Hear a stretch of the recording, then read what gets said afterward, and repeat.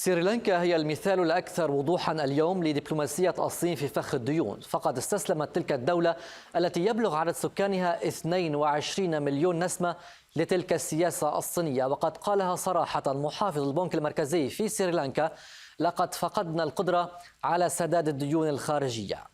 يأتي ذلك بينما تكافح سريلانكا أعظم أزمة اقتصادية منذ عقود، ويعتبر تعليق مدفوعات الديون الخارجية الملاذ الأخير لسريلانكا التي تحاول الحفاظ على النقد لإمدادات الطوارئ مثل الوقود والغذاء والغاز والأدوية وغيرها من المواد الأساسية لشعبها. تعتبر الصين أكبر مقرض في سريلانكا، ووفق التقارير فإن بكين تملك 10% من الدين الخارجي لسريلانكا، تليها اليابان والهند، وتلك النسبة قد تكون غير صحيحة، إذ يرجح أن تكون أعلى من ذلك نظرا لحجم اعتماد تلك الدولة على الصين في تمويل استثماراتها.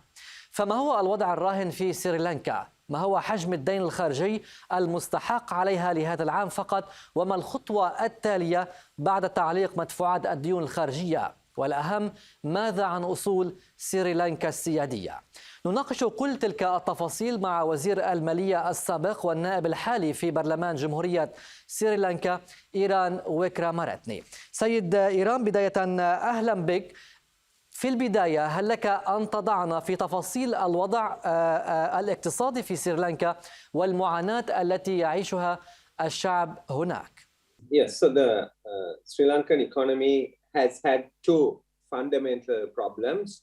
Over a long period of time, it has had a budget deficit, and then it has also had a balance of payments deficit. What successive governments have done over time is to actually manage these through deficits.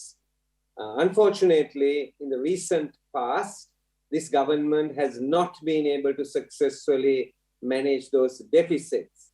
So previously, we were able to have a fiscal consolidation program, and after this president came into power, that program was put aside. And what happened, because of the fiscal consolidation not being pursued, the ratings of the country with Fitch, Standard & Poor's, Moody's came down. And therefore, we could not access the international markets. And therefore, we used the foreign currency balances to service our debt. And now we have reached a point that we have not been able to pay for our basics. And the basics are petrol and diesel, which are needed for vehicles, coal, which is needed for some power plants, basic medicines, basic foods. And so there are electricity cuts during the day, and therefore people are really suffering and under pressure.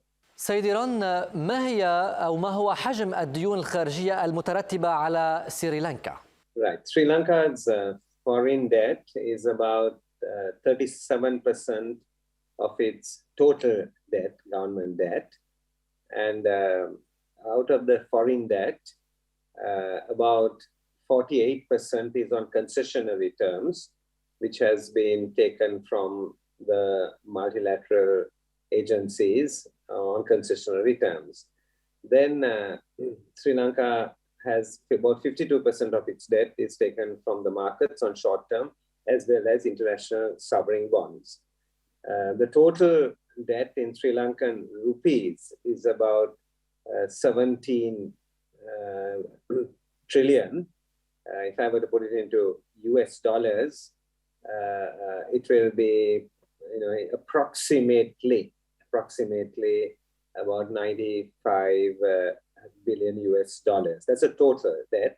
The foreign debt, right, will be about 37% of that. سيد إيران، يمكن القول اليوم أن سريلانكا سقطت فعليا في فخ الديون الصينية. هي ضحية اليوم لهذه الديون والسياسة الصينية التي تتبعها بكين في مختلف الدول التي تدخل ضمن إطار مبادرة الحزام والطريق. كخطوة تالية، ما هي اليوم الخطوة التالية؟ هل تتجهون نحو التفاوض أم ماذا؟ Yes, so I would say that when you take debt, you are basically, there are two sides. There is a giver and a taker. And when you take a debt, both sides are responsible. those who give the debt must make sure that the other side should be able to pay the debt and commercially pay it, because if they are unable to pay it, then you have to question what the motive of the debt is. On the other hand, those who take the debt like ourselves should be prudent enough to figure out, right, that we are not going to fall into any trap. Sri Lanka is an independent country. We have a very long history of 2,000 or more years. And we have been under colonial rule for 500 years and then came out of British rule 73 years ago. And we want to pursue an independent foreign policy. Therefore, we will negotiate hard out of this debt trap because we certainly want to preserve our independence. ذكرت منذ قليل حجم الديون الخارجية المترتبة على سريلانكا. إذا أردنا أن نتحدث فقط عن الصين، ما هو حجم الديون المستحقة على سريلانكا للصين والتي يجب أن تدفعها سريلانكا هذا العام للصين فقط؟ I can't give you the exact figure to China only, but we have to pay about another $4.5 billion in all our debt. And the Chinese component will be, some part of that. نعم، يعني التقارير تشير إلى أن نسبة الديون المستحقة على سريلانكا للصين قد تكون يعني 10%، ولكن ثمة من يقول أن هذه النسبة هي أعلى من ذلك نظرا لحجم اعتماد الصين على سريلانكا على الصين. ولكن هل يمكن القول أو هل لديك معلومات فيما إذا كان هناك ديون بطريقة غير شرعية ربما أو عن طريق سندات أو بأساليب ملتوية واحتيالية، هل هناك من ديون لا تدخل ضمن الإطار الشرعي أو المسار القانوني لسريلانكا؟ No, I wouldn't say the debt is illegal. The debt is largely commercial debt, and largely the Chinese debt was used in infrastructure projects. So partially the problem that Sri Lanka faces is that in the last decade, where Sri Lanka took the Chinese debt and used it on infrastructure projects like building ports, airports, and highways. And as we all know, the return on that is very low and it comes over a long period of time. And this is where the government of Sri Lanka should have been more careful. سيد إيران، يعني اليوم يمكن القول أن الصين تتجه ربما إلى الاستيلاء على أصول لسريلانكا فيما أنتم تخلفتم عن الدفع وذكرتم ذلك صراحة. ماذا ستطلبون من الصين في المفاوضات التي من المتوقع أن تجري قريبا؟ Yes, so we haven't got into the discussion as yet, and it is our general policy, right, that we will ask for a drop in interest rates. We will ask for the debt service period to be extended, and we will ask for some concession on the amount of debt that needs to be paid. And basically the discussions will proceed on that basis. We certainly do not intend to sell any strategic assets to any of the lenders. We certainly will look at commercial transactions and we will negotiate on a commercial basis. ماذا لو رفضت الصين إدخال أي تعديلات على العقود المبرمة بينها وبين سريلانكا أو إدخال أي تعديلات على بعض البنود المثيرة للجدل والتي تفيد باحتمال استيلاء الصين على أصول في حال تخلفت الدولة أي سريلانكا هنا عن الدفع، وقد حصل ذلك في بلدان عديدة. We have had a long relationship with China, and we are one of the first countries to recognize the Chinese after their revolution as an independent country, and we have had a long relationship with them, and we expect the Chinese to understand our relationship with them, and also, even though they are not members of the Paris Club, basically to assist in all the other negotiations that we will have with all the other countries, and to play an equal part, equal role, and take equal responsibility. في حال تعثرت المفاوضات، أي نتيجة تتوقع لسريلانكا في المستقبل؟ No, we have actually announced that we are going to be at a dead standstill only a couple of days ago. right? And therefore, as I said, discussions will have to begin. The Sri Lankan government is sending its team to the discussions with the IMF in Washington only next week. And therefore, we expect all the discussions to happen in an orderly way. And it is too early for us to speculate on what the outcome will be. تعتبر سريلانكا وباكستان اليوم أهم أمثلة على سقوط الدول في فخ الديون الصينية. في هذا الإطار، ما هي رسالة النائب في البرلمان السريلانكي والمطلع على تفاصيل هذه الاتفاقيات المالية، وخاصة وأنك كنت وزيرا للمالية لسنوات طويلة؟ ما هي الرسالة التي ربما توجهها إلى تلك الدول للتنبه من السقوط في مأزق مماثل؟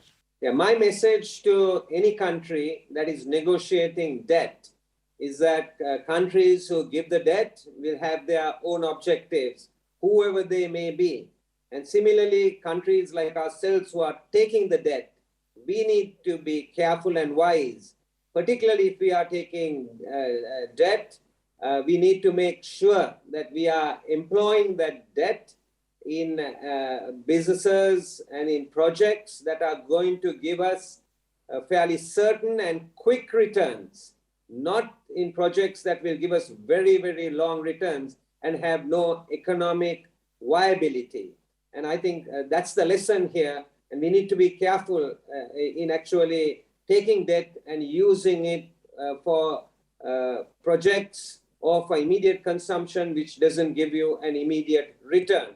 So I think there are two things to watch. Whoever the lender is, the lender has its objectives. And as borrowers, we also need to make sure that our objectives are reached and that within those objectives, right, countries like ourselves, right, we have a long history, we have our own language, our culture, our traditions, and we want to be fiercely independent, and our economic negotiations should always take that into account. اليوم الهند تحاول أن تلعب دورا ربما في أزمة سريلانكا، وأنها تحاول أن تستعيد دورها في آسيا. هل هذا أو كيف يمكن أن يشكل ذلك دافعا أو رافعا لسريلانكا، أم أن سريلانكا ستتجه أكثر فأكثر إلى أحضان الصين، خاصة وأن يعني أنكم طلبتم المساعدة مجددا من الصين؟ No, that will not happen. We will not basically align ourselves with any one country. We have fought for our independence. We have obtained our independence. Sri Lanka, and we have in the past had a non-aligned foreign policy. We will continue to have an independent foreign policy. India is our closest neighbor. India is the country which we have our closest cultural ties, and there will be no change in that relationship with India, because that is the reality. While we maintain our close relationship with India, we will certainly continue to befriend all the other countries, including China. We also are very conscious of the fact that our markets are mainly in the US, our export markets, it's in Europe, and somewhat in the Middle East. And therefore, we will maintain relationships because we need to protect our export markets. Also, by doing that, we are really enhancing the interests of our own citizens. في العادة تحاط العقود بين الصين وأي دولة أخرى، كما شهدنا على سبيل المثال في مونتينيغرو أو في أوغندا، تحاط بسرية ولا يمكن لأي كان الاطلاع على تلك العقود. هل تملك كنائب في البرلمان السريلانكي أي عقد عن الاتفاقيات التي جرت بين الصين وسريلانكا أم لا؟ No, I don't have any contract, right?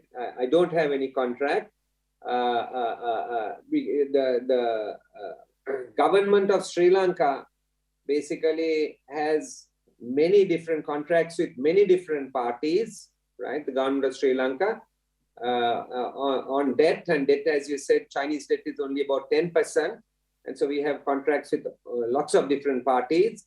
And when the former government did a contract with China on actually giving them freehold land for a new port city that was being built, when our government came into office in 2015, we put the project on hold for a year and we renegotiated the contract with China because the principle was that we were not for giving freehold land to anybody as a government, and therefore it had to be converted into a lease project. So answering your question, I don't have a document myself, right? But I think the principles are very clear. سؤالي الأخير سيد إيران، أعود داخليا إلى داخل سريلانكا، كيف ساهم الفساد في الداخل السريلانكي بمساعدة الصين على الدخول أو إلى التسلل في تفاصيل الاقتصاد السريلانكي وبالتالي إغراق هذا البلد في الديون؟ كيف ساهم الفساد الداخلي في تمكين الصين من الإمساك بأعناق سريلانكا؟ I think corruption is a problem, and that's not a problem that we should shy away from. The corruption has been there. Members of parliament have to declare their assets and liabilities. Lots of them have not made it public, and therefore they need to make it public for their assets and liabilities, and then from that you can judge, the extent of corruption. So we have an anti-corruption commission, we have anti-corruption laws, but I must admit that they have not been effective enough, and therefore we have left room for corruption. And on larger projects, particularly even with foreign funding, right, corruption definitely happens. The question is being able to actually prove as to who paid whom, and therefore corruption must be investigated. Some countries overseas, they have very tight laws on corruption, and therefore it is easier to deal with them. And some countries have poorer laws on corruption. So we certainly, on a change of government, we will enact new laws, which we are already preparing, and we will make sure that those who have succumbed to corruption, right, will have to basically pay for it. And if these larger projects, even projects funded by China, will be investigated. النائب في البرلمان في جمهورية سريلانكا إيران ويكرامارتني، شكرا جزيلا لك على هذه المقابلة.